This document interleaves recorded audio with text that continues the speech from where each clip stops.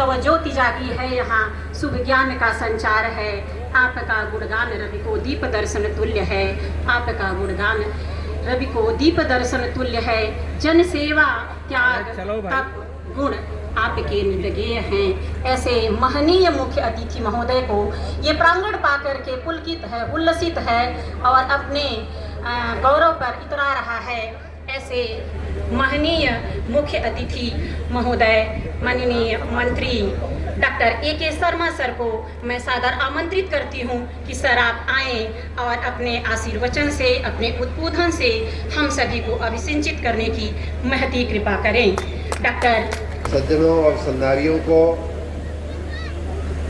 नवरात्रि के पावन पर्व की विशेष रूप से आज के दुर्गा अष्टमी के पावन अवसर की बहुत बहुत शुभकामनाएं देता हूं, बहुत बहुत बधाइयां देता हूं।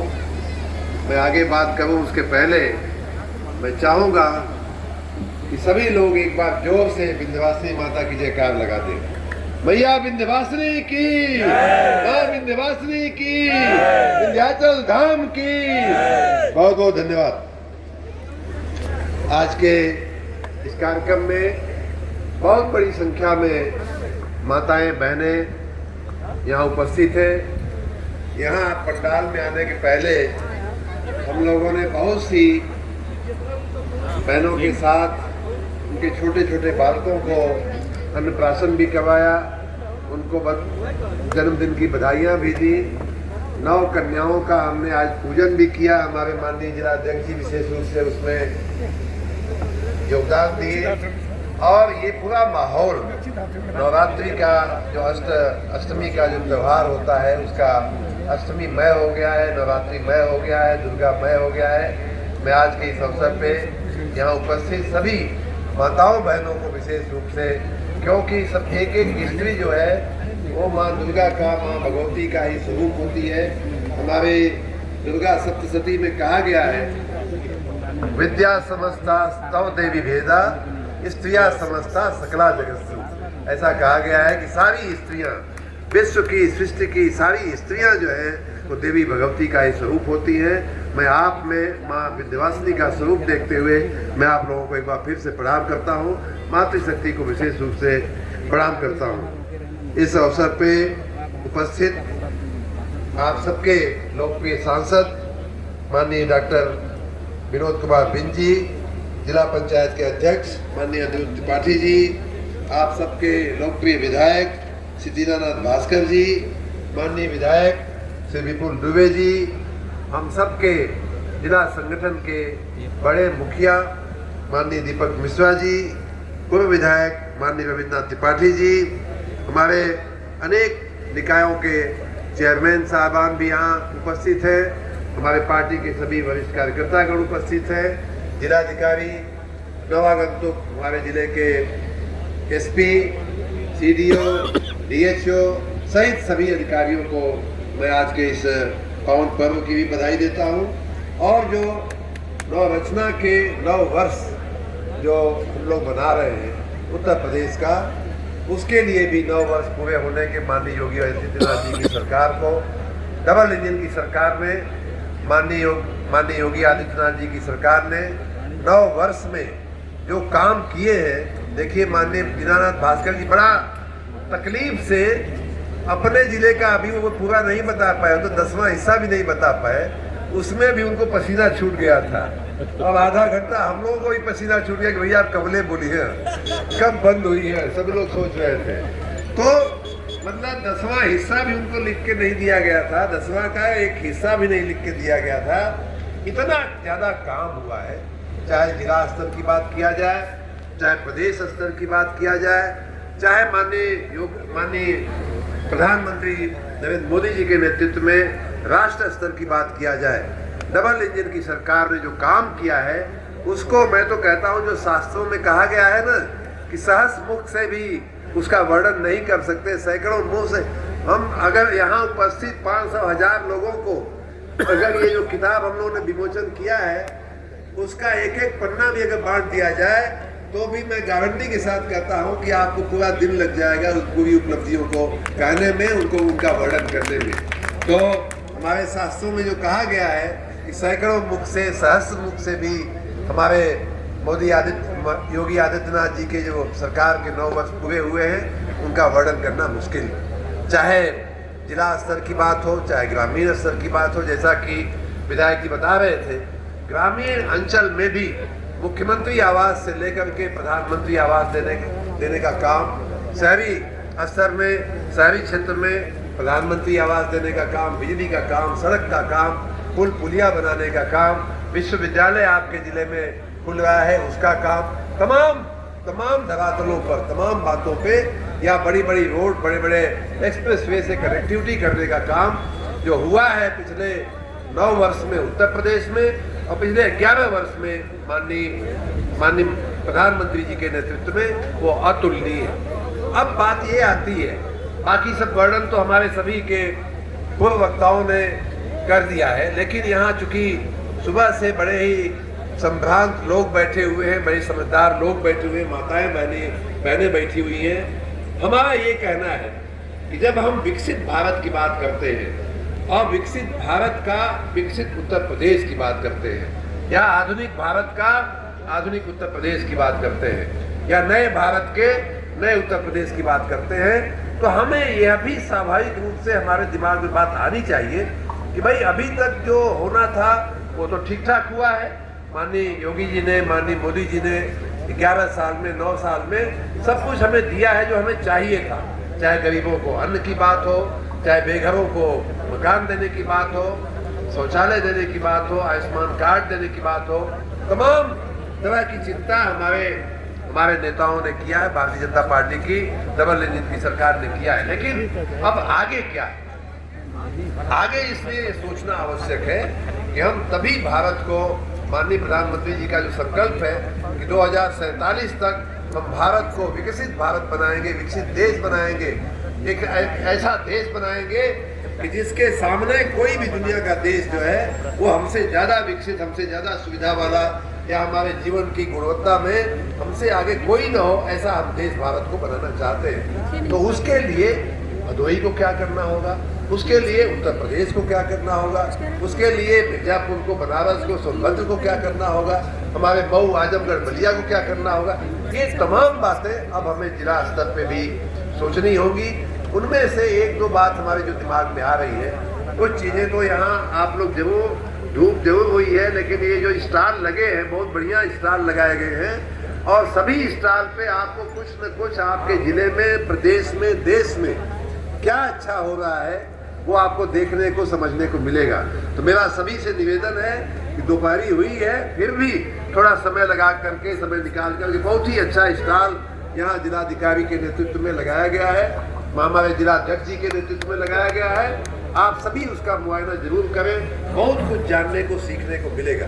उदाहरण के रूप में मैं 1-2 चीज़ें बताना चाह रहा हूँ कि देखिए, मैं जब यहाँ का प्रभारी मंत्री बना, उन दिनों की माननीय विधायक जी लोगों को, सांसद जी को शायद हमारी उन मीटिंगों का याद होगा, मैंने कहा था कि भाई किसान जो हमारा पैदा करता है, हमारा जो अन्न उत्पादन होता है या फल उत्पादन होता है, सब्जी उत्पादन होती है, उसको भदोही के, ज्ञानपुर के, गोपीगंज के, बनारस के बाजार में बेचना तो अच्छी बात है, उसको बेचना चाहिए, लेकिन अब बनारस में हमारा अंतर्राष्ट्रीय एयरपोर्ट खुल गया है। इंटरनेशनल एयरपोर्ट खुलने से वही टमाटर, वही भाजी, वही सब्जी आपकी, वही भिंडी जो है हमारी अंतर्राष्ट्रीय मार्केट में पहुंच सकती है। आज देखिए ना मिडिल ईस्ट में कैसी हाहाकार मचा हुआ है, खाने के लिए उनके पास सामान नहीं है। अगर आपकी सब्जी बनारस में हवाई जहाज से लद करके अगर दुबई, शारजाह, सऊदी अरबिया अगर चली जाती है, तो यहाँ जो दाम, जो कीमत आपको मिलती है उसकी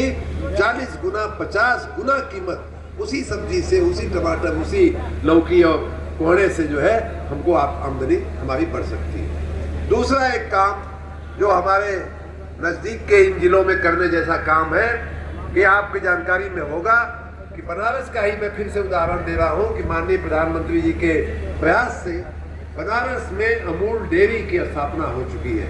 अमूल डेयरी जो है, आपके जानकारी में शायद होगा कि गुजरात में समृद्धि का जो ग्रामीण समृद्धि आई है गुजरात में, और उसमें भी खास करके पशुपालन का काम महिलाएं करती हैं। मैंने खुद देखा है गुजरात में नौकरी करते हुए कि हर रोज जिस घर में भी 2-5 जो दूध देने वाले पशु होते हैं, उस घर की महिला के पास हर रोज 1000-2000 रुपया रोकड़ा जो है, कैश जो है जाती है। अपने घर का दूध गांव की डेयरी में वो जमा करती है। डेयरी के हिसाब से उसको उस दिन के वेट के हिसाब से आपके दूध में जितना फैट है उसको माप करके तुरंत का तुरंत आपका कैश पेमेंट वहाँ हो जाता है। उसके बाद वो दूध जो है बड़ी डेयरी में जाता है। उसका फिर बाद में मक्खन और आइसक्रीम और दुनिया भर की जो दूध बेचने वाला होता है, ऐसी एक व्यवस्था अब तक नहीं थी। और अब हमारे पूर्वांचल का सौभाग्य है कि माननीय प्रधानमंत्री जी के प्रयासों से यही बगल में आपकी अमूल डेयरी खुल चुकी है। ऐसे में जो दूध उत्पादक हमारे जो पशुपालक हैं, जो किसानी के साथ पशुपालन का भी काम करते हैं, उनकी आमदनी बढ़ाने का स्वर्णिम और सुनहरा अवसर माननीय प्रधानमंत्री जी ने दिया है। तो ये सब चीजें मैं इसलिए कह रहा हूँ कि अब तक जो हुआ अच्छा हुआ, पहले की अपेक्षा बहुत अच्छा हुआ। जो 75 साल में नहीं हुआ था आज़ादी के, जो 70 साल में नहीं हुआ था आज़ादी के, वो पिछले 10-11 वर्षों में देश में और 9 वर्षों में प्रदेश में हुआ। लेकिन अब इससे भी हमें 2 कदम आगे चल रहे हैं। सबको घर मिल जाए, सबको राशन की गारंटी हो जाए, सबको दवाई की आयुष्मान कार्ड के जरिए गारंटी हो जाए, सभी विधवाओं को पेंशन, यहाँ आप जाएंगे तो देखेंगे कि विधवाओं को पेंशन मिलने की क्या व्यवस्थाएं हैं। दिव्यांगों को साइकिल मिल जाए, कई लोगों को हमने आज साइकिल दिया भी है अपने हाथ से, किसानों को ट्रैक्टर दिया गया। तो ये सब कुछ हो रहा है। लेकिन आगे बढ़ने के लिए, विकसित प्रदेश बनाने के लिए, आधुनिक प्रदेश बनाने के लिए हमें किसानों से शुरू अगर करें तो किसानों को इन बातों पर ध्यान देना पड़ेगा। वैसे ही पढ़ाई लिखाई का मामला है, आपका विश्वविद्यालय बनने जा रहा है, लेकिन पढ़ाई लिखाई की शुरुआत, उसका जो पाया होता है वो प्राथमिक स्कूल होता है। प्राथमिक स्कूल होता है, हमारी आंगनवाड़ी होती है। वहाँ अच्छी पढ़ाई होगी तो आने वाला विद्यार्थी का जो आने वाला आगे का जो जीवन होता है बहुत अच्छा होता है। मैं आप सभी से ये भी निवेदन करूँगा कि अगर हमें आगे बढ़ना है तो अपने बच्चों को, अपनी बच्चियों को, सबको पढ़ाने का अवश्य प्रबंध करना चाहिए। सामाजिक कार्यों में हमारे जो है सोशल डेवलपमेंट की अगर बात करें तो उसी तरह से हेल्थ का भी बहुत बड़ा योगदान होता है। हम जब बीमार पड़ जाते हैं, एक मजदूर, एक सामान्य आदमी जब बीमार पड़ता है, 5 दिन, 7 दिन, 10 दिन उसकी आजीविका जो है खतरे में पड़ जाती है। उसके परिवार क्या खाएगा, क्या कमाएगा, और कहाँ क्या उसका रोटी कैसे बनेगी, इसकी चिंता होने लगती है। तो हमें स्वास्थ्य की सुविधाओं पर भी ध्यान दिया गया है पिछले वर्षों में, लेकिन उन्हें और भी विश्व स्तर का हम कैसे बनावें। यहाँ DHO साहब बैठे हैं, देख रहे हैं। मैं आप सभी से अपील करना चाहूँगा कि हम सब मिलकर जिले की स्वास्थ्य की सेवाओं को, शिक्षा की सेवाओं को, कृषि की सेवाओं को, बिजली हमारा अपना विभाग है, बिजली की सेवाओं को, जैसा कि लोग बता रहे हैं, जिलाध्यक्ष जी ने बताया, माननीय सांसद जी ने बताया कि बिजली की व्यवस्था पहले की अपेक्षा बहुत अच्छी हुई है। लेकिन अगर कहीं सुधार की आवश्यकता है, कहीं सुधार की गुंजाइश है, मैं करने के लिए हमेशा तैयार हूँ। हम लोगों ने जो मजरे हमारे अभी तक लगभग 1.5 लाख मजरे अभी तक अविद्युतीकृत थे, हमने पिछले 6-7-8 वर्षों में उनका विद्युतीकरण किया।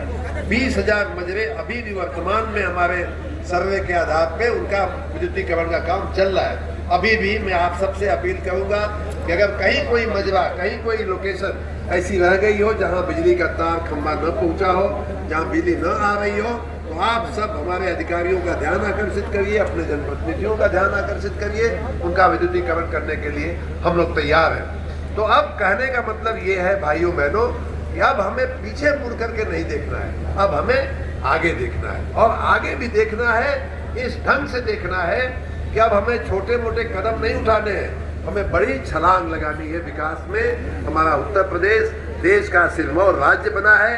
बीमारू राज्य से निकलते हुए हम लोग विकास के पथ पर चल पड़े हैं। पूरे देश का एक ग्रोथ इंजन बन रहा है उत्तर प्रदेश, और उस दिशा में हमें हर व्यक्ति को प्रयास करने होंगे। हर व्यक्ति का अपना एक सपना होना चाहिए कि हमें आने वाले 2047 तक हमें क्या करना है। हर गांव का एक सपना होना चाहिए। माननीय प्रधानमंत्री जी कई बार कहते थे, हमने सुना है उनके मुंह से कि अगर विकसित प्रदेश और विकसित देश बनाना है तो विकसित देश और प्रदेश यहाँ बैठे हुए लोगों से बनते हैं। जिलों से बनते हैं, तहसीलों से बनते हैं, गांव से बनते हैं, गांव गिराव गली में, शहर में, नगरों में रहने वाले लोगों से बनते हैं। तो उस नगर का एक सपना होना चाहिए कि हमें 2047 तक अपने नगर को कैसा बनाना है, हमें अपने ग्राम पंचायत को, हमें अपने मजरे को 2047 तक कैसा बनाना है, हमें अपने गांव के स्कूल को, गांव के अस्पताल को हम आने वाले 20 वर्षों में कैसा देखना चाहते हैं, हमारे जिला पंचायत को, हमारे तालुका तहसील पंचायत को, ब्लॉक पंचायत को कैसा हम देखना चाहते हैं, हमारी फैक्ट्री कैसी होगी, हमारी सड़क कैसी होगी। और उसी प्रकार हम अपने अपने अपने घर को, अपने परिवार के, हमारा बच्चा जो है किस क्लास में पढ़ेगा, कैसे पढ़ाई करेगा कि 2047 तक वो स्वयं का भी जीवन निखारे और अपने प्रदेश का, अपने गांव का, अपने देश का भी नाम रोशन कर सके। इस हिसाब से भाइयों बहनों, हर व्यक्ति का एक सपना होना चाहिए। मैं प्रभारी मंत्री के रूप में आपको एक काम दे करके जा रहा हूँ और मैं जब भी मिलूंगा आप में से किसी को भी, यहाँ बैठी हुई माताएं, बहनें, महिलाएं भी हैं, जब भी आप मिलेंगी, हमसे कोई फरियाद करेंगी तो आप इस प्रश्न के लिए तैयार रहिए। प्रभारी मंत्री जी पूछेंगे कि बहन जी आने वाले 10 साल का अपना एक लक्ष्य बताइए, क्या करना है। आप अपने बेटे की पढ़ाई का लक्ष्य रख सकती हैं, बेटी की पढ़ाई का लक्ष्य रख सकती है, हो सकता है बेटी की शादी नहीं हुई है, शादी करने का लक्ष्य रख सकती है, घर नहीं है, घर बनवाने का लक्ष्य रखिए, किसी की कोई बीमार है उसकी दवाई बढ़िया से हो जाए, स्वस्थ हो जाए, आपका घर में खुशहाली आवे, वो भी एक लक्ष्य हो सकता है। गाँव में नाली नहीं है, सड़क नहीं है, बिजली नहीं है, पानी नहीं है, वैसे तो ऐसा बहुत कम अब गुंजाइश से छोड़ा नहीं गया है, लेकिन हर चीज का आपका एक व्यक्तिगत संकल्प होना चाहिए। और मैं चाहूंगा कि भदोही जिले से ये नई शुरुआत हो। मैं चाहूंगा कि आज की इस प्रोसीडिंग में जिलाधिकारी जब राज्य सरकार को रिपोर्ट भेजे तो साथ में यह भी लिखे कि भदोही जिले के सभी लोगों ने मिलकर के संकल्प किया है, यहाँ के हर नागरिक का, हर व्यक्ति का, हर पुरुष का, हर स्त्री का, हर बच्चे का अपना एक संकल्प होगा और आने वाले 20 सालों में उस संकल्प की सिद्धि के लिए हम अपना पूरा का पूरा प्रयास करेंगे। ठीक है, हमारी बात सही है, समझ में आ रही है बात। और ये संकल्प कोई जरूरी नहीं किसी नेता को जिताने के लिए हो, नहीं, वो तो अपने आप के कर्मों से जीतेंगे, लेकिन ये आपका व्यक्तिगत संकल्प होना चाहिए अपने घर की, अपने मोहल्ले की, अपने गांव की प्रगति के लिए, अपने परिवार की प्रगति के लिए। जब आप प्रगति करेंगे तो निश्चित मानिए, जब आप प्रगति करेंगे आपका परिवार आगे बढ़ेगा, अपना जिला, अपना प्रदेश, अपना देश, अपना ऑटोमेटिकली मित्रों, भाइयों, बहनों आगे बढ़ जाएगा। आज के इस अवसर पे मुझे आप लोगों से यही विशेष बातें करनी थी। बाकी तो यहाँ इतनी अच्छी अच्छी प्रस्तुतियाँ हुई हैं, उनसे अब हमारे भाषण देने का कोई स्कोप ही नहीं रह गया। कानून व्यवस्था की बात आपने देख ही लिया, एंटी रोमियो स्क्वाड वाले ने दिखा दिया। बाकी जो गुंडे, बदमाश, माफिया, मवाली थे, उनकी क्या दुर्दशा है वो भी बच्चों ने ही आपको बता दिया। हमारे कहने की कोई आवश्यकता, ये कानून की व्यवस्था है, कानून का राज पहली बार उत्तर प्रदेश में स्थापित हुआ है। मैं तो अपने शब्दों में अगर मुझे कोई पूछे, मैं कहता हूँ कि माननीय नरेंद्र मोदी जी का 11 साल का प्रधानमंत्री काल और माननीय योगी जी का मुख्यमंत्री के रूप में 9 वर्ष का कार्यकाल प्रदेश और देश के लिए स्वर्ण काल है। जो हम लोग इतिहास में स्वर्ण काल पढ़ा करते थे, वह स्वर्ण काल हमको देखने को मिल रहा है। हम सभी बहुत खुशनसीब हैं, भाग्यशाली हैं कि हम और आप ऐसे समय में उत्पन्न हुए हैं कि जब भारत एक गौरवशाली राष्ट्र बन करके, और सिर्फ हम ही नहीं, हम अपनी बड़ाई कर रहे हैं, इतना ही नहीं, पूरी दुनिया भारत की बड़ाई कर रही है। और आज की स्थिति तो आप और देख लीजिए, पूरी दुनिया में मार काट मची हुई है, पूरी दुनिया हमें हाहाकार मचा हुआ है, कौन किसको कब मार देगा समझ में नहीं आ रहा है। लेकिन भारत माननीय नरेंद्र मोदी जी के हाथों में सुकून से हम लोग जी रहे हैं। माँ विंध्यवासिनी की, जैसा कि हमारे पूर्वजों ने नवरात्रि में पूजा किया होगा, उसी श्रद्धा और आस्था के साथ आज भी हम उनकी पूजा कर रहे हैं। सुख शांति का जीवन हम जी रहे हैं। हम सभी भाग्यशाली हैं। इस अवसर पे देश के प्रधानमंत्री और अपने यशस्वी मुख्यमंत्री जी को मैं बार बार नमन करूंगा, माँ विंध्यवासिनी का धन्यवाद दूंगा कि हमारे देश की उन्होंने सुरक्षा की है, समृद्धि हमको दे रही है। माँ विंध्यवासिनी की हमारे जीवन पर व्यक्तिगत रूप से भी बहुत कृपा रही है। मैं उनका अनन्य भक्त हूँ। आप सभी को एक बार फिर से नवरात्रि की शुभकामनाएं देते हुए मैं अपनी बात पूरी करता हूँ। बहुत बहुत धन्यवाद, बहुत बहुत धन्यवाद।